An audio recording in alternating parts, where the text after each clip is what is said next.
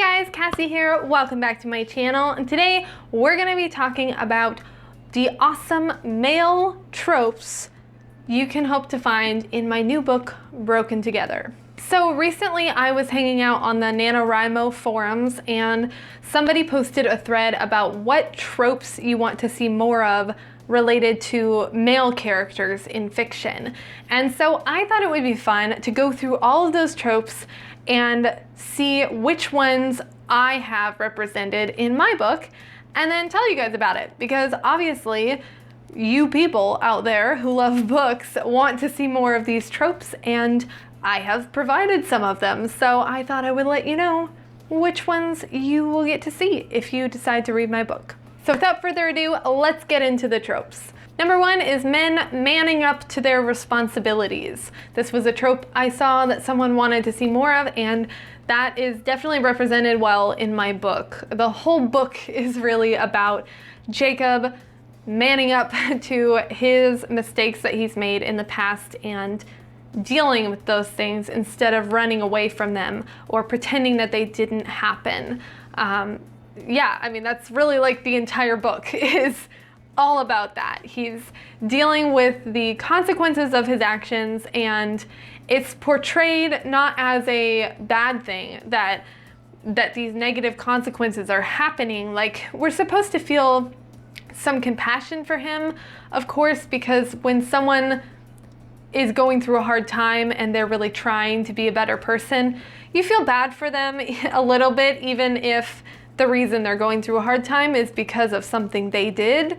But yeah, the whole thing is really about him dealing with those consequences of his decisions and not complaining about them or acting like, oh, this isn't fair that I'm having to go through this. But, you know, he's really facing these things head on and working through them, which I think is a very important message. Trope number two is men who are allowed to cry, and someone else said that there's a bonus if they're not sensitive about it and they don't act like embarrassed or like they're being girly or whatever. And that definitely is Jacob to a T. I don't know why, but I just really like men crying in fiction. It's not like, I love men, I don't want them to be in pain or anything, but it's more like I want men who are in pain to feel comfortable being vulnerable enough to express that. And Jacob is definitely one of those people. I think everybody kind of has a little bit of embarrassment when they're crying in front of people, so that's natural. But I can't think of any moment where Jacob is like, oh, you gotta stop crying because it's not manly or whatever. Like, he's pretty comfortable expressing his emotions, and he has a lot of them.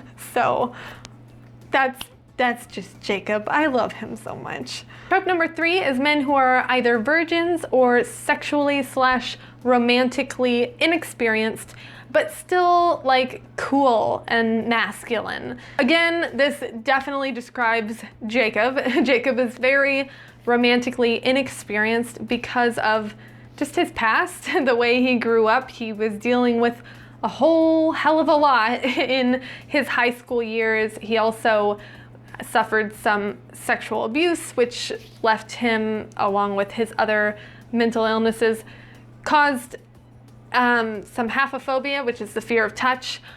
So, you know, obviously didn't have much sexual experience during that time or romantic experience. He's just very inexperienced with all of those things. But at the same time, he's not intentionally being celibate. Like, it's not like a religious decision or anything like that. It's just that just didn't happen that way for him, and now he's kind of starting his life over and experiencing some romance for sort of the first time, and it's pretty fun, you guys. He's adorable and kind of awkward, and I love it, but at the same time, I would say he is still masculine and, I mean, cool. I don't know if I'd say he's cool. He's a little dorky, but he's not like the stereotypical like, oh, that guy's a virgin because he's a nerd and no girls like him. Like Jacob is described as being very attractive and girls are interested in him. He's just very inexperienced and doesn't know how to handle it.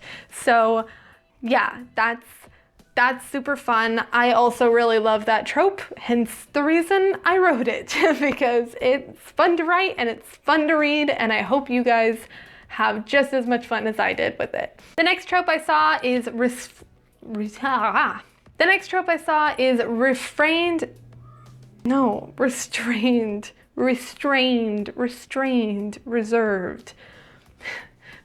trope I saw is restrained, reserved men who are also friendly and dedicated. Not much to be said about that one. That was very specific, and I would say it describes Jacob pretty well. He is kind of a reserved person, except apparently with his emotions. He's kind of comfortable letting those out, but he is a fairly reserved person, but he's also very friendly and definitely very loyal and dedicated to his friends and the people he cares about. The next one was men who aren't super into stereotypical masculine things like sports and cars, but who also aren't on the flip side like in touch with their feminine side either. Basically, I think what the person who wrote this was trying to get at was just a character who's sort of in the middle. Like they're not stereotypically like a jock who loves football and cars and watching sports on TV, but also not necessarily like some super sensitive artsy guy who like is more feminine. And again, I think this describes Jacob pretty well. He's a pretty in the middle kind of guy. He has some sort of stereotypical feminine traits and stereotypically masculine traits, just kind of the ones that I think are good and positive. Like I think part of masculinity is being courageous and like standing up for what you believe in and protecting the people around you. He definitely has that kind of personality where he wants to like protect people, especially like the women in his life, what with like raising his little sister basically and a lot of bad things happening to her. He kind of has this obligation he feels to protect other women who are in danger or whatever, and that's kind of something he struggles with in the story, like whether or not that's a good thing or how much of a personal responsibility he has to be their protector. So he has some of those good masculine traits, but then he also has a lot of female friends. He definitely is more comfortable around women and he's very in touch with his emotional side and he's very loyal and, you know, some of those kind of stereotypical feminine traits as well. The next one is big brother / father figures to other characters. Now I think this one was kind of what I got from it was characters who aren't actually the person's brother or father, but being like a brother figure or a father figure to that character.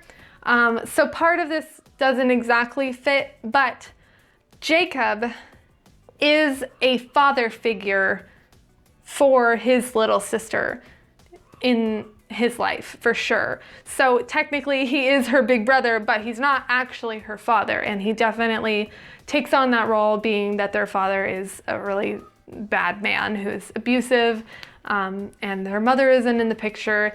He kind of takes on the role of raising her while being a teenager himself. Someone else on the Nano forum said, no more Mr. Perfect.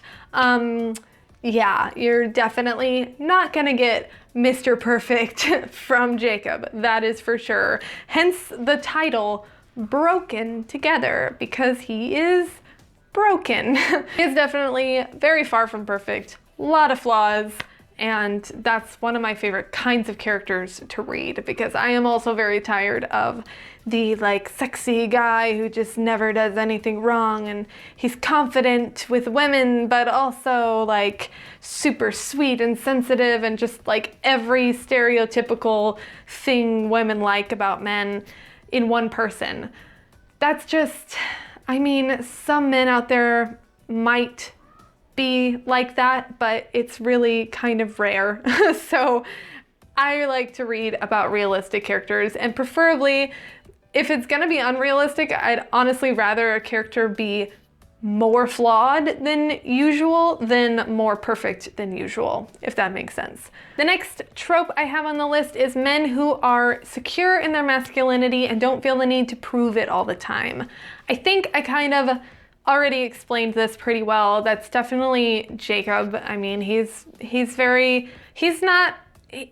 despite like his awkwardness and kind of social anxiety in some ways, he is pretty confident in himself. He doesn't know if other people, he's kind of like me in this. Like, I always say, I love myself, I just don't think other people will like me. Like, that's where my social anxiety comes in. It's not a self-worth issue, it's a, like, they might not like me issue. And I think that's kind of Jacob as well. Like, he does have some issues with himself because of his past decisions that were bad that he's trying to overcome.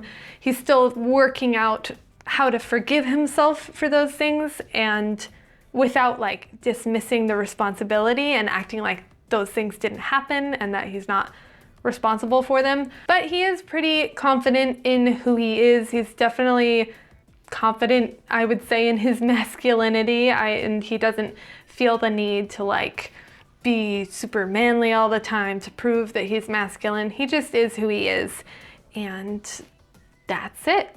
The next trope is men having close, intimate friendships.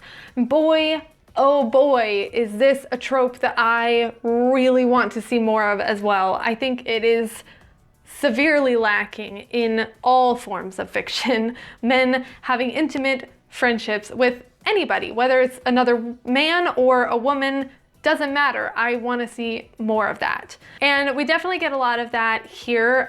Jacob has some female friends who are maybe not quite as intimate. They're just more of like regular friends.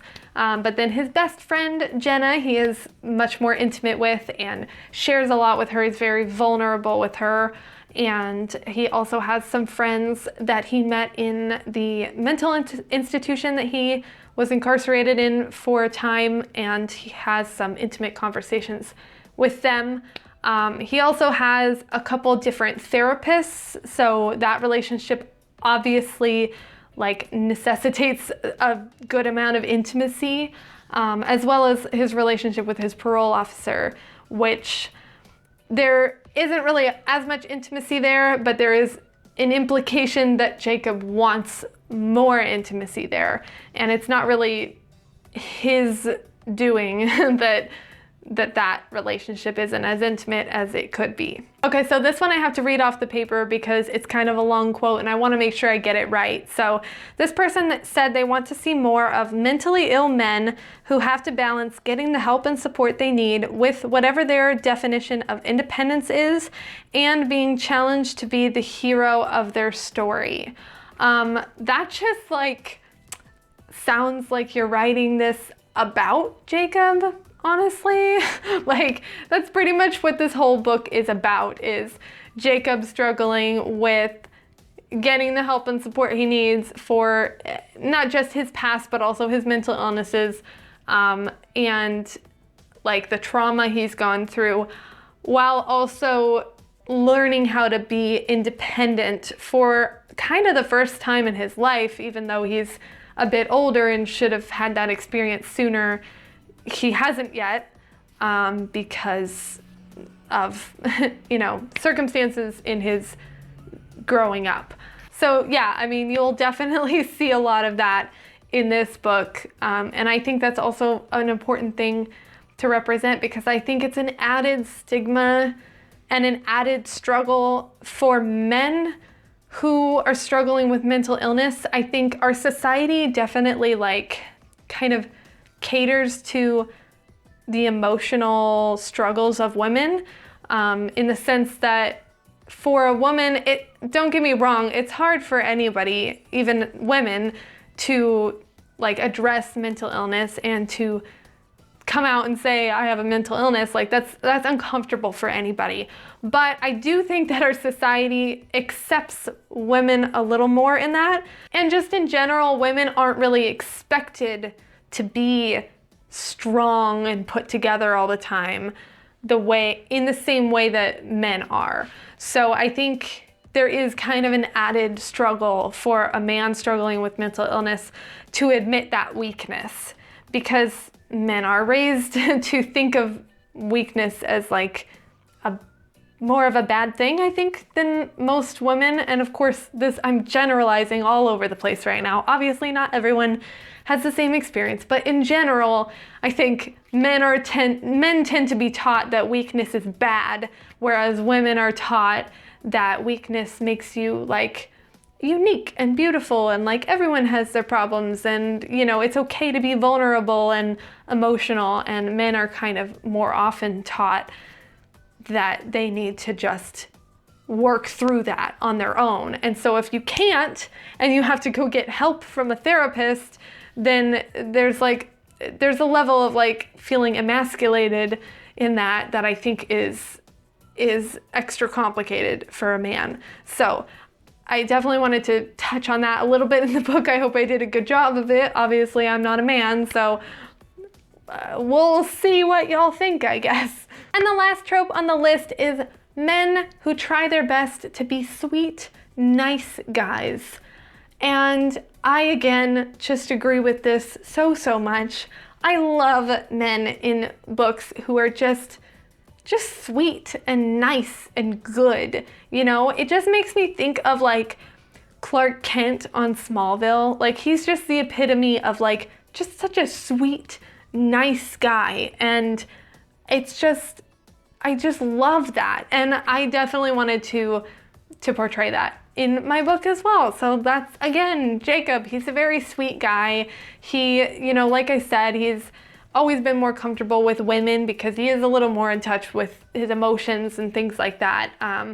And so he is a little bit sensitive, not sensitive so much in like getting offended easily kind of way, but sensitive toward others and their feelings, and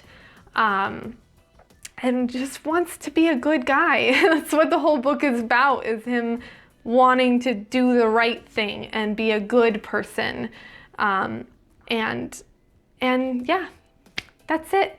That's what it's about. So that is it for today. I hope you enjoyed this video. If all of these tropes are things that you want to see more of in a book, then be sure to check out my book, Broken Together, this Saturday on December 7th when it's released.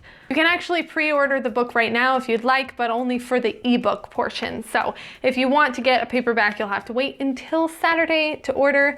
But I will leave some information down below in the description box about my live stream on release day and any other kind of celebrations I decide to have.